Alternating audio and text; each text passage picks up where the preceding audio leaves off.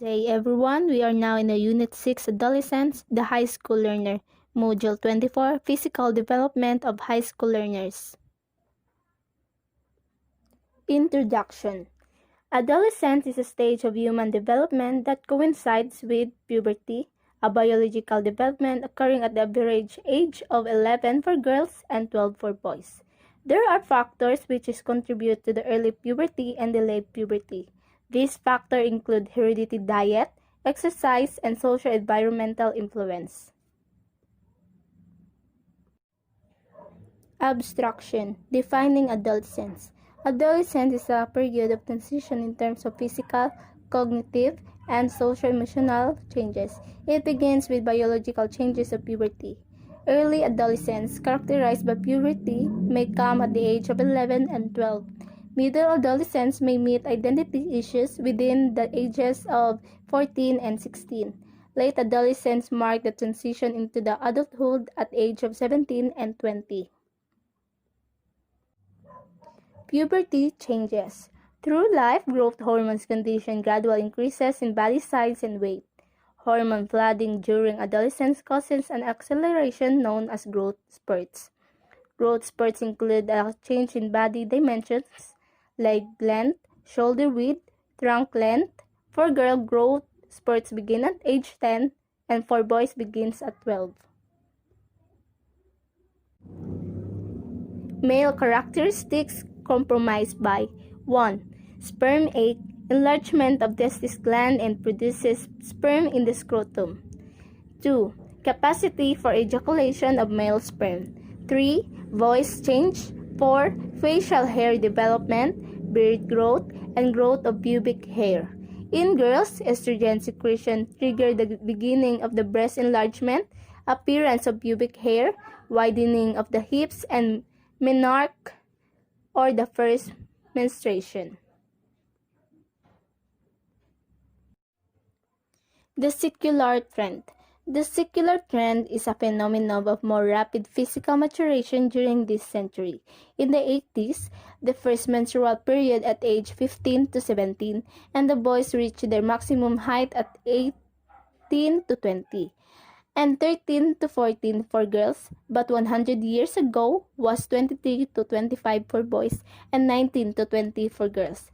The secular trend is ascribed to varied factors.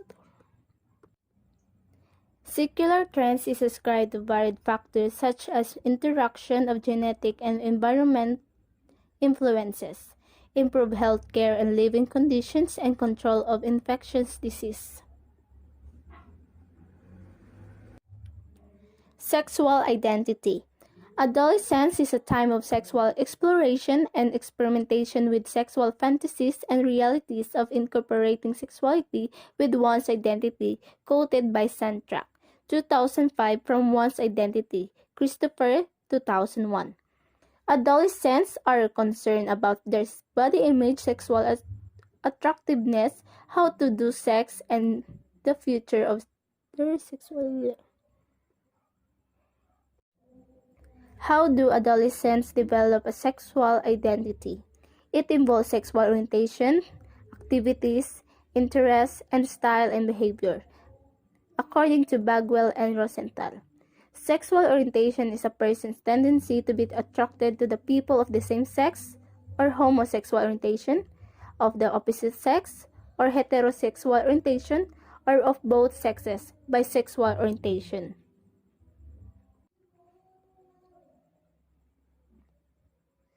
Development analysts Freud proposed a model for the development of homosexual identity. First, sensitization. Second, identity confusion. Third, identity assumption. And fourth, commitment. Self-esteem.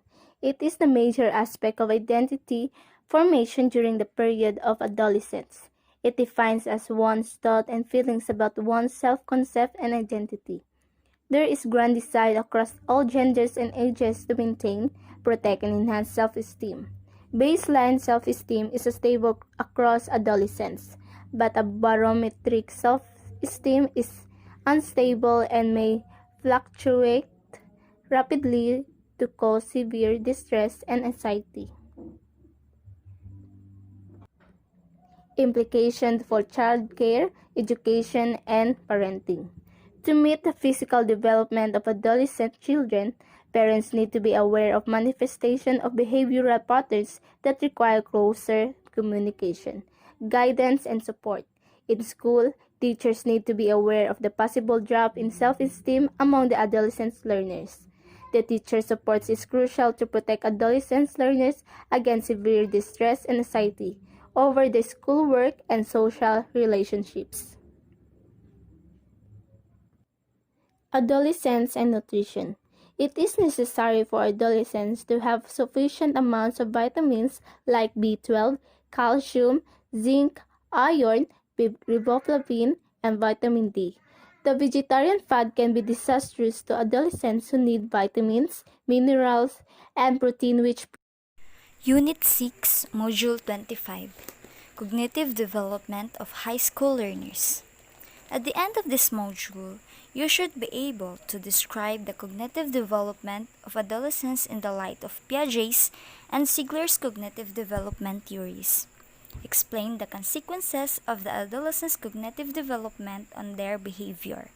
Define overachievement and underachievement and purpose solutions to underachievement. Presents an abstract of a recent research related to cognitive development of adolescents, and draw implications of these cognitive development concepts to high school teaching, learning, and parenting. Adolescence is a time for rapid cognitive development. At this stage of development, there is a decrease in egocentric thoughts, while the individual's thinking takes more of an abstract form. So it means, nagiging responsible ng isang tao kung tutungtong na siya doon sa adolescent stage, and nagiging rapid cognitive development na ang kanyang mga ginagawa. Like for example, nagiging aware na siya sa mga bagay-bagay, kung ano ang kanyang gawin or yung hindi dapat. Similarly remarkable as the physical changes during adolescence are changes in thinking patterns. These changes are marked by the acquisition of new cognitive skills due to the brain's increasing in weight and refining synaptic connections, technically known as corpus callosum. Planning. During adolescence, may pagbabago na sa isang tao. It's because of corpus callosum due to brain's increasing. Ang corpus callosum, itong C-shaped nerve fiber bundle na makikita natin sa cerebral cortex sa ating brain. It stretches across the midline of the brain, connecting the left and right cerebral hemispheres. Ang myelination naman is enable nerve cells to transmit information faster and allows for more complex brain processes. The myelination process is vitally important to healthy central nervous system functioning. Myelination also occurs in the peripheral nervous system, accompanying brain changes in cognitive ability. The adolescent begins to acquire spatial awareness and formulate abstract or general ideas involving numbers, order, and cause-effect. All these changes propel the adolescent from the world of sensible and concrete thoughts to the world of the possible and universal ideas. Piaget's formal operational thinker.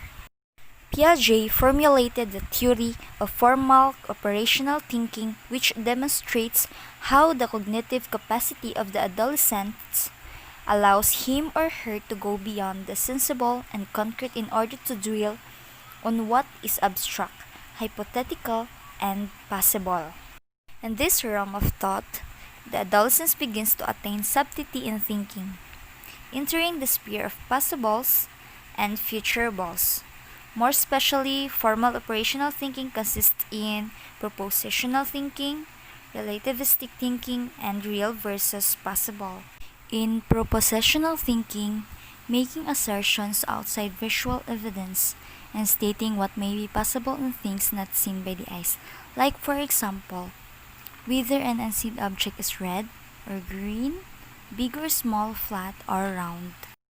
In relativistic thinking, subjectively making an opinion on facts involving one's own bias, prejudice of distortion of facts, which may be either right or wrong, like for example, arguing for or against the superiority of the races, whether white, brown, yellow, or black, and the real versus possible, which means examining a situation and exploring the possible in terms of situations or solutions. For example, possible success in implementing a student project or a school policy. Formal operational thinking by Piaget's theory. At this point in development, thinking becomes much more sophisticated and advanced. It can think about abstract and theoretical concepts and use logic to come up with creative solutions to problems. Skills such as logical thought, deductive reasoning, and systematic planning also emerge during this stage. During the formal operational stage, adolescents are able to understand abstract principles which have no physical reference. They can now contemplate such abstract constructs as beauty, love, freedom, and morality. The adolescence is no longer limited by what can be directly seen or heard.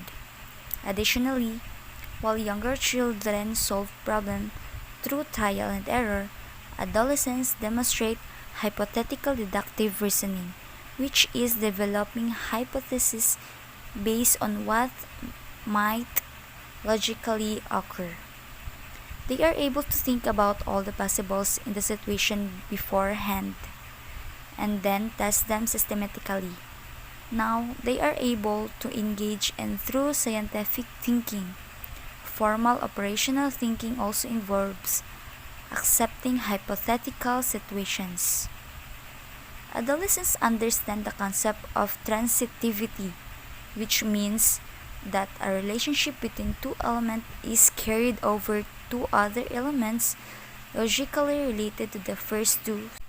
The adolescents may further experience an increase in depth of thought.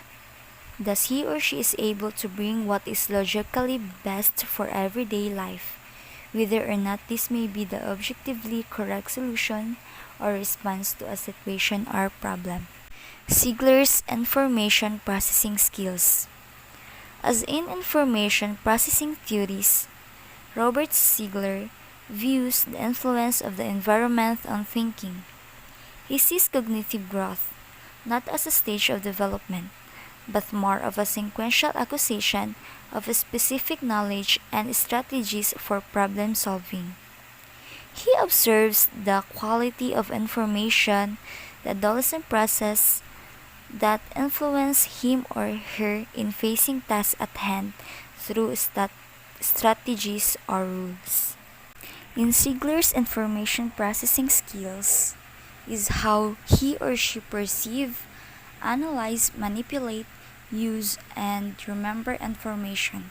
Unlike Piaget's theory, this approach proposes that cognitive development is ongoing and gradual, not organized into distinct stages. The areas of basic cognitive changes generally occur in 5 areas: the attention, memory, processing speed, organization of thinking, and metacognition. Thereupon, adolescents may show speed in information processing, coupled with greater awareness and control and acquired knowledge base, a more efficient kind of thinking compared with that of the child. The complexity, by the way, of considering longer-term implications and possibilities beyond the here and now, and also increased volume of information processing coupled with longer memory span. Good morning, classmate. This is my report about metacognition.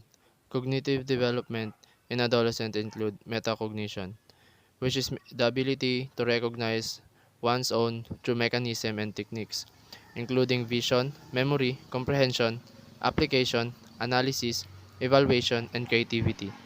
The adolescent is able to state, I know that among the memory data stored in his mind. He is also able to state, I know how by referring to procedures that enhance memory retrieval by the use of mnemonic device. The adolescent may often spend time focusing on the information to be learned by answering questions of a mental sort such as what, when, where, and how. Many of these are demonstration of higher level cognitive skills during puberty. Another significant advancement in the capacity of adolescents to process information theorist Robert Sigler sees the sequential development of basic knowledge and problem-solving techniques. It observed the quality of information processes which through strategies and regulations face task and hand. Laws refer to problem of balance, weight distance, conflict weight, distance, and conflict balance.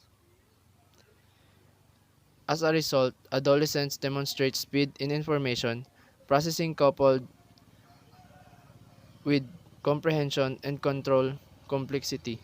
By considering longer-term effect of processing coupled with longer memory span over multiple areas or domain of knowledge, thus the teenager transition from becoming a beginner of being near expert. So next is overachievement.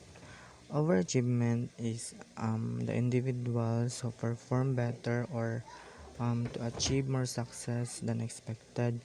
So overachievement, there are case of achievers.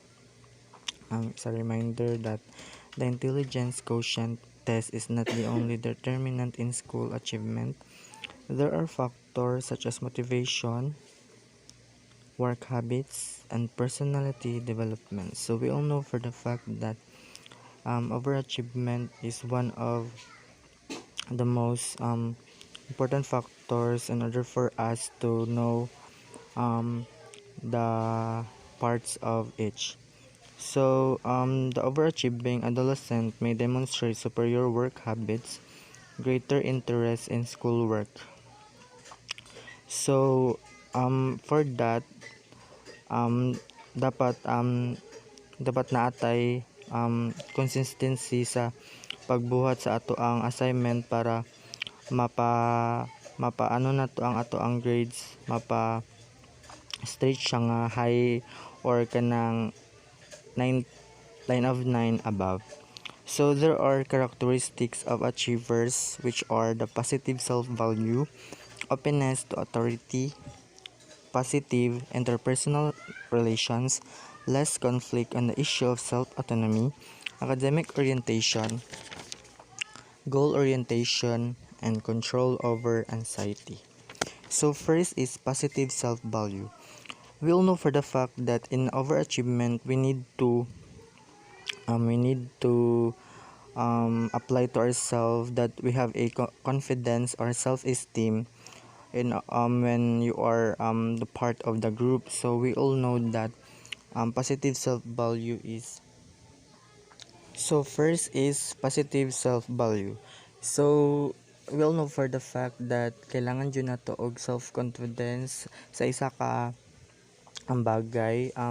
Confidence is very important in order for us to para maano good maka ano ka sa imong ginabuhat. Second is openness to authority. So we all know that we need to open to our authority to respond or to expect of our parents and teachers. Interpersonal relations. It is responsive and sensitive to feelings or others. So for example, in understanding among employees, so in relating to your boss, this is one of the most important relationships you will establish as you begin your career, and soon burag i-ano gid kaniya, burag maganahan siya sa and soon in the future i-promote kaniya. Fourth is less conflict on the issue of self-autonomy.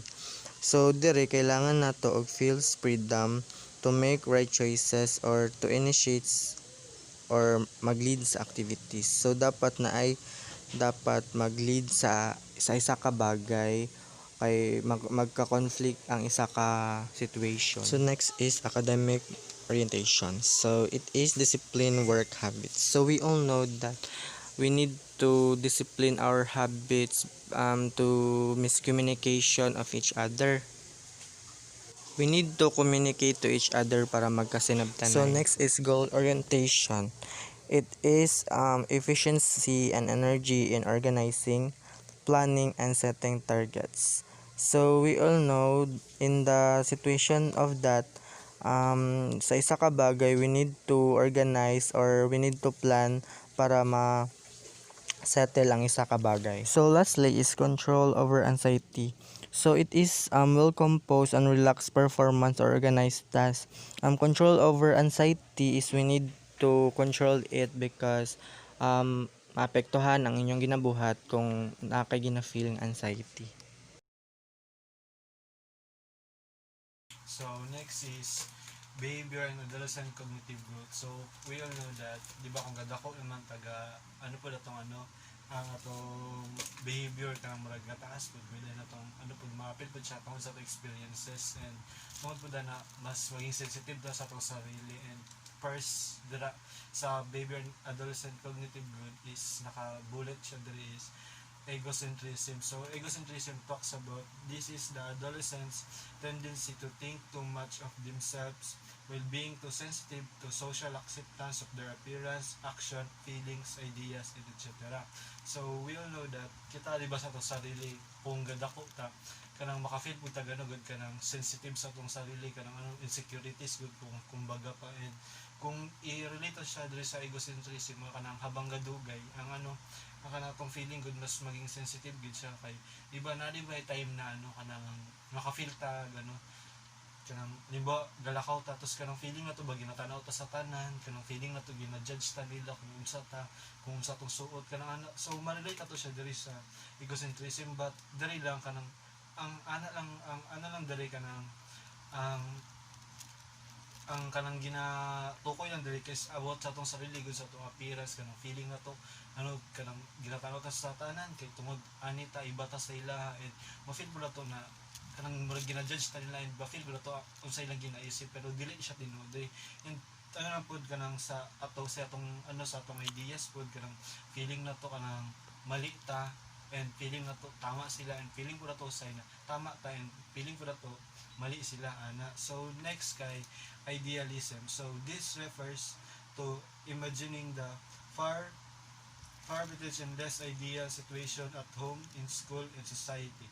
So diri ang idealism. So di ba gatok na siya about sa tong kanang gud sa tong sarili pud gyapon kay gatukoy man siya tong sarili tanan gid. And so idealism di ba maka-feel ba ta usay ka sa eskwelahan kanang kanang maka-feel ta gano ba negative good na makaisip tag mga negative na ideas and kanang tungod na to madaw na to tong sarili. Example na is kanang kanang ma-feel na to usay and maisip na gamay atong grades kanang ginapangunahan gud to bisan wala pa ta kabalo kung unsa gid ang tinuod na na dagan sa atong life tungod na to ma-discourage ta tungod na to ma-down ta pero dapat iwasan na to para dili gud ta para dili ta ma-down and tungod sa atong sa atong gi-expect na dili tinuod ana. So third kay increase argumentativeness. So this talk about teens enjoy learning through the use of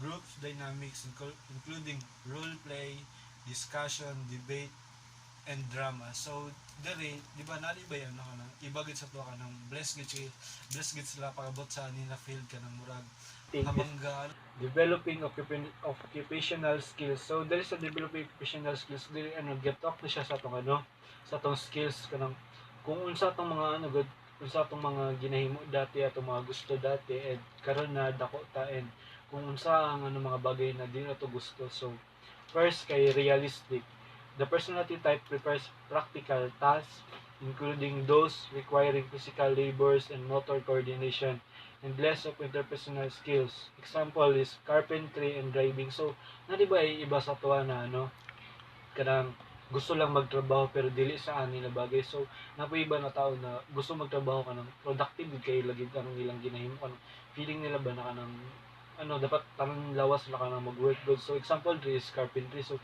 we all know that unsa kalisod ang di ba ang trabaho sa as a carpenter. So, katog kanang choice to nila na dito na bagay ang ilang gihimo or gitrabaho kay kanang gusto ko nila kanang gusto nila maging productive and kanang gusto ko na ma-explore so next kay investigative. So dere it talks about prefers tasks that are conceptual such as in the field of science and technology as chemists, scientists, and technology. So dere sa investigative, so ma-relate to siya dere sa chemists, scientists, and technologies kay because kanang good it talks about sa kanang investigation kanang sa mga research kanang good kanang paano good ginanay. Okay. So next kay conventional. So this refers to structured tasks that cater to the needs of others such as in-office jobs and manual labor. So di ba iba sa tuwa limbo kanang makita ko sa mga sa mga mas ahead pa sa tuwa ng mga tao kanang ang mga trabaho nila is office jobs kanang sila mismo ang ang ga cater sa mga tao. Limbawa ako ko kanang gatrabaho ko sa bangko kanang ako mag-entertain good mismo sa mga gadto dito kanang ako mangutana sa mga na bagay ang kung sila mga ginaano sa diri na aspect. So diri na to siya mabilang sa conventional. So next kay enterprising. So enterprising is this refers to independence and innovation in business and other enterprises that reflect autonomy and personal initiative. So enterprising, so we all know di ba kanang diri na bagay kanang mas dako ang ang knowledge sa sa mga kanang sa mga business minded na tao kay good gani enterprising kanang good ang ilang mind good kanang mas mas gagana siya kung sa personal initiative lang nila kanang sa mga unsang diskarte gud na ilang i-apply gud dito kanang murag mas ganado sila dito na bagay and kanang mas pod kanang gusto na pod nila maging independent gud dito lang na stage so last kay artistic.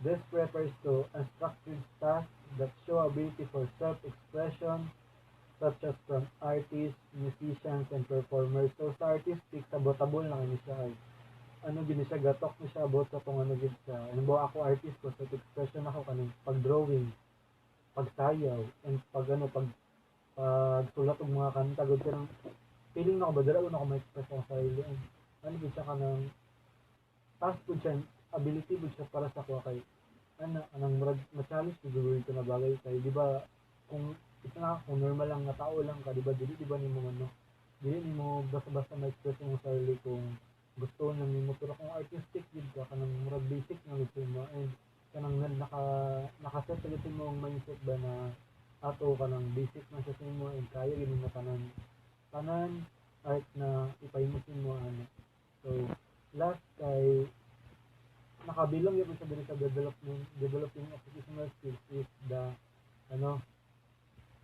sa yun sa these are the statistics abilities demonstrate pero but first basahin ko na ko ni early in adolescence may show abilities for games or work later on becoming quite supporting in college by inquiring the service such as fast food employees, sales clerks, office messengers, and utility personnel. So, dili gatok mo siya sa tanan sa itong sarili and kung good kung paano ito siya i-apply. And next point ba ito so first like self-reliance. So, working independently without stress. So, sa self-reliance ka ng, diba, from kaya meaning pa working independently without stress. Basta nyo ba, ikaw lang good, so, dra na bagay ka ng ikaw lang mag-rely na kasi mo sa sarili good para mas maging dali yung trabaho and dili ka mag-listed. Kailangan pwede ka magpatabang ka sa iyo pero dili ka good ka hindi ka magsalig sa iba ba para ka nang mas maging dali sa mo mong gusto mo and dili ka mas stress sa kasi na bagay. So next kay money management. So not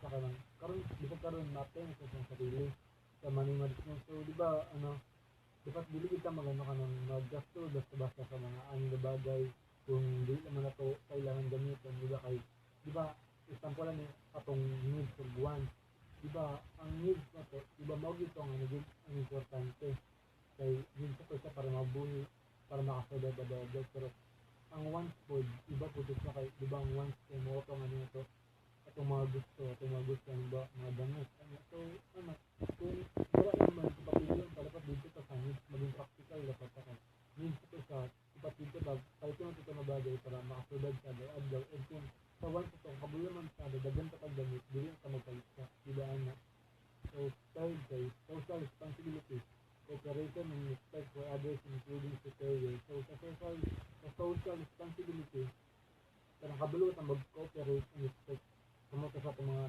nakakatanda gud ahead sa ba sa trabaho kanang kabalo to respect ang kung unsa gud ang posisyon na naa sila kanang dili kita magpaano gud kanang may alam sa kanon gud dira na sa bagay kay kabalo gud tanan mas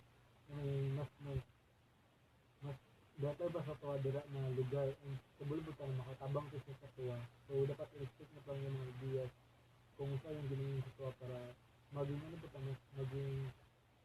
maging baka ng knowledge pagkabot dira na bagay so next kay nature work orientation pride in work in quantity in quality of work so there's a nature work orientation so kanang yung kabulo ka ang isang iba ang trabaho na nakakakanang pride in work and quality of work kanang good kanang sa quality of work kanang kabulo ka na kanang okay with duty ka and kanang dapat seryoson gilin ka and sa quality man niya diba dapat kung isa yung quality dapat maupit mo sa kita so para dili magbaba ang ang stage kanang murag dapat pantay ng ba para mas maging good ang result para sa mo ang parot po sa work niyo so next personal responsibility assuming tasks independently and competitively. So sa personal responsibility, mo ni sa kanang sa atong sarili na good sa mga tasks na kung hinahimo na good as alone na good na good kanang kabalo ka maging na good kanang kabalo ka maging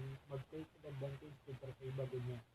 Dapat dili ka nila dapat kanang bakalan gud ka dinala na good kanang kumpiyansa ka good niya. Di ka nila ibagbaga na baga dapat kaming competitive di ka dira ang kabulo po tamo ko good pero dili sa mga away pero dapat itagin mo sa good sa mga tasks na ginapahimo sa inyo na mas maging productive ka. So lastly kay positive attitude to work.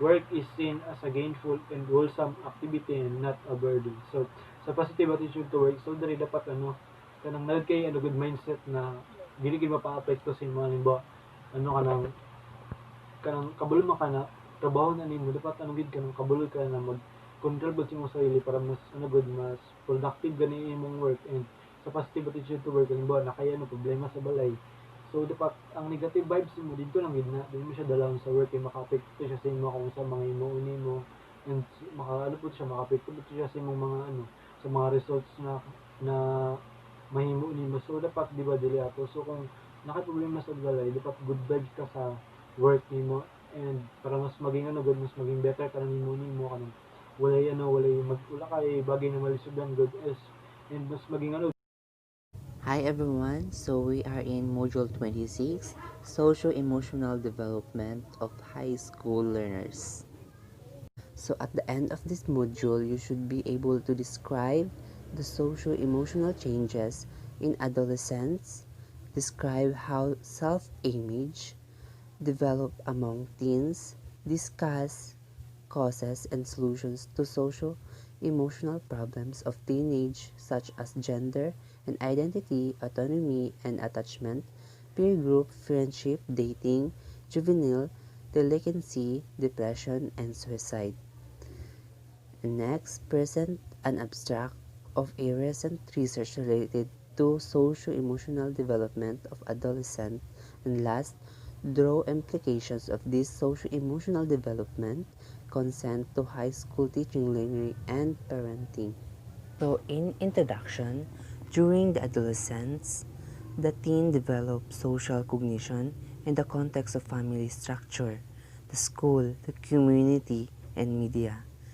He also manifests emotions which need to be regulated for success in school as well as for his or her own emotional well-being.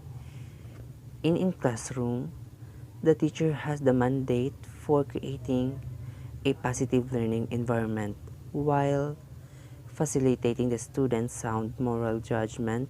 This module will describe the adolescent's age trend in social behavior as the student interact with the school, the community, and the larger social environment. So during adolescence, you'll notice changes in the way the child interact with family, friends, and peers. And they develop emotional awareness, includes the ability to recognize and understand our own feelings and action and those of other people and how our feelings and interact affect ourselves and others. The next is human emotion. Human emotions. When we say emotions, according to Good Therapy blog, is a subjective state of mind. Emotions can be reactions to internal stimuli, such as thoughts or memories or events that occur in our environment. Meaning, our emotions depends on what we perceive from our environment and process it in our brain. Emotions by themselves are neither good or bad.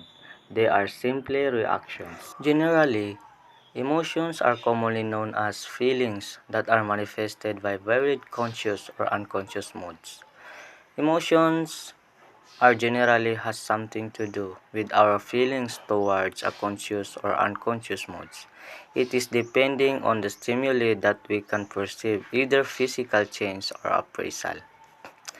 It is also stated that a more accurate description is that is subjective reaction to internal and external stimulus. Subjective reactions means a biased reaction towards something. Example of internal stimulus is when child reacts to inner hunger for food or comfort from surrounding environment. And another example of external stimulus is what we perceive in our environment, like the attitude of our friend toward us. Positive and negative emotions. Our reaction in our emotions can be into two ways. Either it can motivate us to face a situation or withdraw us and run away from it. This can be divided into two terms. First, positive emotions like interest and joy motivate the individual to continue his or her behavior. On the other hand, negative emotions may cause withdrawal from what may be perceived as bad or dangerous. According to Charles Darwin, there are six basic emotions, namely: first, interest; second, joy or happiness; third, sadness; fourth, anger; fifth, disgust; and the last, fear. But other scientists expand it to add love, pride, hope, gratitude, compassion, jealousy, and anxiety. Social emotions. Our social emotions started as the toddler years, 15 to 24 months, comprise such feelings as envy, embarrassment, shame, guilt, and pride. The bottom leaf here in our social emotion started our young age, although it is not accurate, but if we cannot control it, it may be a big problem in the future. Our learners also depends on the emotions and it can affect their learnings since most of them pay more attention to things with significant emotions. According to research, ang mga babae daw ay mas magaling sa mga lalaki na mag-handle ng emotions. Pero ang mga babae naman ang mas madaling magalit kaysa sa lalaki at mas prudent sa depressions. Adolescent girls are more likely than boys to have both negative and positive interaction with the family and friends. Adolescent stage possess varied negative emotions or poor emotions. Example, some of them feel embarrassed kapag tinitingnan, di ba? Kapag tinitingnan sila, di ba? So, that is why, as a high school teacher, it is important that we should not simply dismiss emotional negativity as a normal phase, but should address the needs of teenagers who are chronically unhappy or moody. The adolescent and social media. On the present day profusion of media, the adolescent has easy access to the culture of various media and social media, inclusive of computers, cell phones, and video games, music, iPads, FM radio, and cable television. Almost all households have television sets, and about 3/4 of adolescents' homes and access of the internet. The total media exposure of the whole populace has greatly increased even as adolescents have the highest rates of use of video games, texting, social networking through Facebook, and portable gadgets for music, mobile communication, and virtual reality games. Findings indicate that electronic communication negatively affects adolescents' social development. As face-to-face communication is replaced, social skills are impaired, sometimes leading to unsafe interaction with those who use social media to exploit others financially and sexually. Girls are particularly vulnerable to online socializing, while boys socializing in internet cafes lower their academic work and achievement.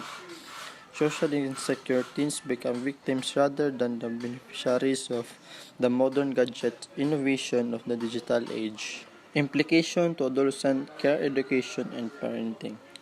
The overall implication is that emotional skills influence the adolescent learner's success in the classwork. Learners who are able to regulate their emotions tend to be happier, better liked, and better able to pay attention and learn. Interventions by the teacher and the school can reduce learners' emotional distress while raising test scores and grades. The teacher plays most important role in promoting positive changes for the adolescent.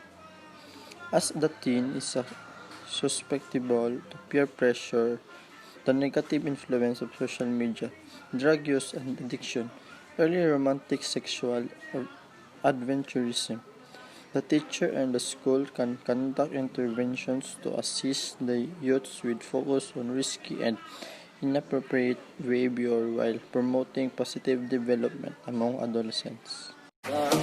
That's all. Thank you.